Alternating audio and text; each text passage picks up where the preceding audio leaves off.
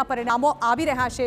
માત્ર કહી શકાય કે ટ્રેન્ડ્સ આવ્યા છે સામે, પરંતુ આ ટ્રેન્ડ્સમાં પણ લગભગ 16 રાઉન્ડની મતગણતરી પૂરી થઈ ચૂકી છે અને તેમાં પણ લગાતાર આમ આદમી પાર્ટીના ઉમેદવાર જ આગળ ચાલી રહ્યા છે। તો આ અંગે વધુ વાત કરવા માટે સીધા જ જે અમારા સંવાદદાતા મોહિત ભટ્ટ પાસે। મોહિત, હવે એવું લાગી રહ્યું છે 16મા રાઉન્ડની મતગણતરીના અંતે જે રીતે લગાતાર આમ આદમી પાર્ટીના ઉમેદવાર આગળ ચાલી રહ્યા છે, લગભગ આમ આદમી પાર્ટીની જીત અહીં નક્કી છે। જાણવા માંગીશું હાલની શું પરિસ્થિતિ છે ત્યાં?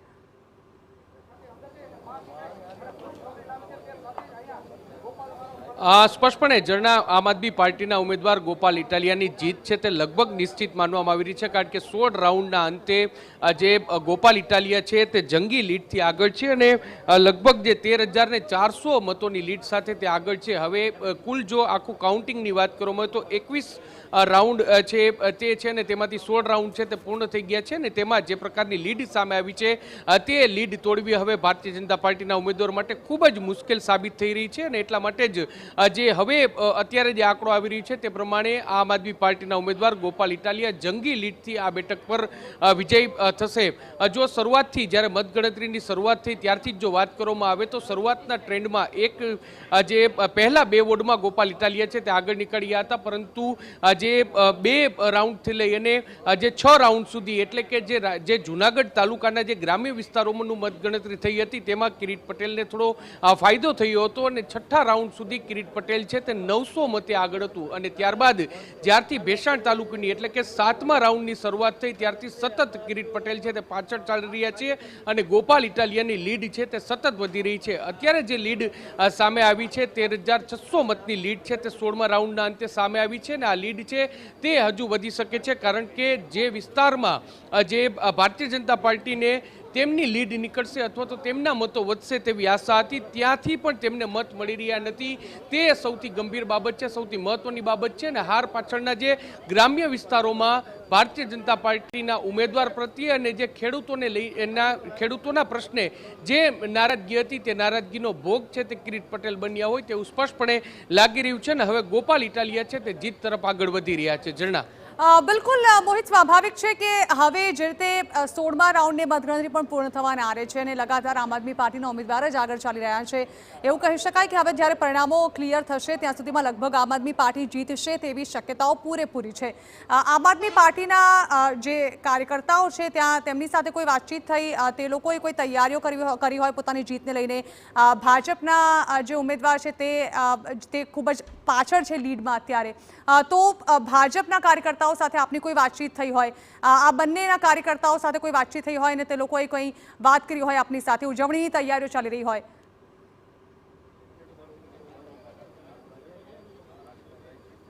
સ્પષ્ટપણે જે જીતનો ઉત્સાહ છે તે અહીં સ્પષ્ટપણે જોઈ શકાય છે। હું કેમેરા પર્સનને કહીશ કે અહીંના જે દ્રશ્યો બતાવે, જેમ જેમ પરિણામ છે તે આવી રહ્યું છે તેમ તેમ પરિણામની સાથે જ જે દ્રશ્યો છે તે સામે આવી રહ્યા છે અને એક પ્રકારે આમ આદમી પાર્ટીના જે કાર્યકર્તાઓ છે તેમાં ઉત્સાહ છે તે સ્વાભાવિક રીતે જોવા મળશે, કારણ કે જે પ્રકારનું પરિણામ સામે આવી રહ્યું છે, જેમ જેમ આંકડાઓ છે તે સામે આવી રહ્યા છે તેમ તેમ જે કાર્યકર્તાઓ છે તેમાં પણ ઉત્સાહ છે તે જોવા મળી રહ્યું છે। આ તમે જે દ્રશ્ય જોઈ રહ્યા છો તે મતગણતરી કેન્દ્રના બહારના દ્રશ્યો છે કે જ્યાં થોડા સમય પહેલા એટલે કે જ્યારે રાઉન્ડ પૂર્ણ થતાની સાથે જ જય ગોપાલના નારા છે તે લાગી રહ્યા છે અને એ જે પ્રકારનો ઉત્સાહ છે તે અહીં સ્પષ્ટપણે જોઈ શકાય છે।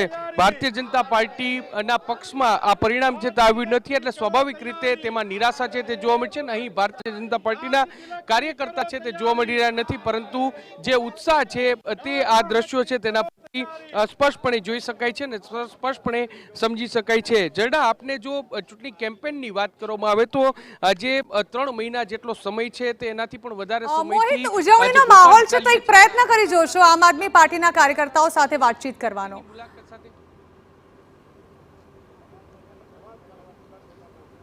સ્પષ્ટપણે ઝરણા, આમ આદમી પાર્ટીના જે પણ કાર્યકર્તાઓ છે આપણે તેની સાથે વાત કરવાનો પ્રયત્ન કરશું કે તેઓ આ જીત છે તેને લઈને શું કરે છે। પ્રવીણભાઈ, જે હવે તો જીત નિશ્ચિત છે તે માનવામાં આવી રહી છે, કેટલો ઉત્સાહ છે, તે કયા પ્રકારનું આયોજન રહેશે? ઉત્સાહ કાર્યકર્તાઓમાં અને કાર્યકર્તાઓ કરતાં પણ વિસાવદરના સામાન્ય જનતા ખેડૂતોમાં સ્વયંભૂ ઉત્સાહ છે, કારણ કે ખેડૂતો જીતા છે। આ જીત વિસાવદરના ખેડૂતોની, વિસાવદરના યુવાનોની, વિસાવદરની મહિલાઓની જીત થઈ છે. ભાજપના અહમની હાર થઈ છે, ભાજપની તાનાશાહીની હાર થઈ છે, ભાજપના પરસેવાની સામે, ભાજપના પૈસાની સામે આમ આદમી પાર્ટી અને વિસાવદરના પરસેવાની જીત થઈ છે. ભાજપના પોલીસ તંત્રની સામે વિસાવદરની પ્રજાની જીત. પ્રકારની ઉજવણી કરશો, શું કેવી તૈયારી કરવામાં આવી છે? ઉજવણી હાલ તો કશું અમે ફાઇનલ નથી કર્યું. આવનારા સમયની અંદર અમારી પાર્ટી તરફથી અમે જે કંઈ પણ નિર્ણય લેશું, અમારું જે કંઈ પણ ટોચ લેવલનું નેતૃત્વ અમે નિર્ણય લેશું એ પ્રમાણે અમે આગામી દિવસોની અંદર ઉજવણી કરીશું. અને ચોક્કસથી ઉજવણી એ લેવલની અને એ ટાઈપની હશે કે જેથી કરી અને આખા ગુજરાતની અંદર ડંકો વાગે, આખા ગુજરાતની અંદર આ વાત જે છે, આ મેસેજ છે એ ખૂબ સ્ટ્રોંગલી જાય કે હવે આવનારા સમયની અંદર એક મજબૂત વિકલ્પ તરીકે આમ આદમી પાર્ટી આવી. સ્પષ્ટપણે એટલે ઉજવણીની જે તૈયારીઓ છે તે થઈ રહી છે. આપણે અન્ય પણ જે આગેવાનો છે તેની સાથે વાત કરીશું. શું કહેશો રાજુભાઈ, આટલા દિવસની મહેનત, જીતની નજીક આમ આદમી પાર્ટી? અમે જ્યારે ગોપાલભાઈ ઇટાલિયાનું નામ જાહેર થયું ત્યારથી જ અમે કોન્ફિડન્સ સાથે કહેતા હતા કે આમ આદમી પાર્ટી અને ગોપાલભાઈ ઇટાલિયા વિસાવદર વિધાનસભા જીતી રહ્યા છે. વિસાવદરમાં જે પ્રશ્નો છે, સ્થાનિક પ્રશ્નો, એ પ્રશ્નને લઈને આજ દિવસ સુધી ભારતીય જનતા પાર્ટીએ ક્યારેય અવાજ નથી ઉઠાવ્યો. સૌની યોજનાના પાણીની વાત છે, ભારતીય જનતા પાર્ટીએ પ્રયત્ન નથી કર્યો કે પાણી પહોંચે. ઇકોઝોન લાગુ કરવાની વાત હતી, ભારતીય જનતા પાર્ટીએ પ્રયત્ન નથી કર્યો કે ઇકોઝોન લાગુ ન થાય. પાયલબેન ગોટી પર અત્યાચાર થયો, આ ભાજપના ઉમેદવાર ક્યાં હતા? સામાજિક આગેવાનોને અહીંયા ઉતારવામાં આવ્યા, દારૂ વેચવામાં આવ્યો, પૈસા વેચવામાં આવ્યા. તમામ પ્રયત્નો પછી પણ કોન્ફિડન્સ સાથે અમે કહેતા હતા કે વિસાવદર વિધાનસભાના મતદારો આમ આદમી પાર્ટીની સાથે છે. ઉજવણી કઈ રીતે કરશો? જીતની ઉજવણી સ્વાભાવિક છે, ખુશીનો માહોલ હોય, પણ એક વાત હું ચોક્કસથી કહીશ કે જીતની ઉજવણી એટલી બધી કે ભાઈ આ હા ભારે થઈ ગઈ, જીતી ગયા, આવો વિષય નથી. અમે જીતી ગયા, અમને કોન્ફિડન્સ સાથે અમે કહેતા હતા કે અમે જીતીએ છીએ. આ જીત વિસાવદર વિધાનસભાના મતદારોની છે. જીતની ઉજવણી આમ આદમી પાર્ટીના કાર્યકર્તા, નેતા કરતાં વધારે આજે દરેક ઘરમાં લાપસીના આંધણ મુકાય છે. અને અહીંયાના મતદારો, ભેસાણના મતદારો હોય, જુનાગઢ ગ્રામ્યના હોય કે વિસાવદરના મતદારો, એની સાથે ગુજરાતભરના યુવાનો અને ખેડૂતો આજે ખુશીથી ઝૂમી ઉઠ્યા છે. ગુજરાતભરમાં લાપસીના આંધણ મુકાશે. પણ એટલે જે આ ખેડૂતોની જીત છે, વિસાવદરના પ્રજાની જીત છે, તેવું આમ આદમી પાર્ટીના જે પણ જે આગેવાનો છે તે સ્પષ્ટપણે કહી રહ્યા છે.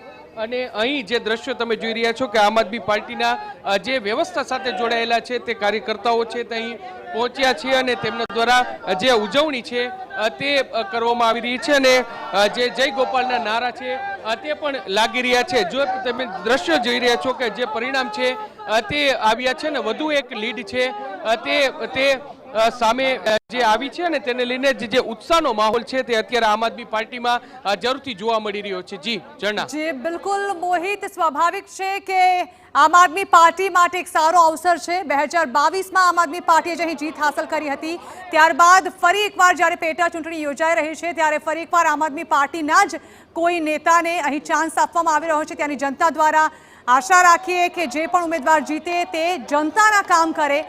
ત્યારે હાલ તો વિસાવદર બેઠકની જે પેટા ચૂંટણી યોજાઈ છે તેમાં 16મા રાઉન્ડના અંતે પણ ઉમેદવાર આમ આદમી પાર્ટીના ઉમેદવાર ગોપાલ ઇટાલિયા જંગી લીડ સાથે આગળ ચાલી રહ્યા છે.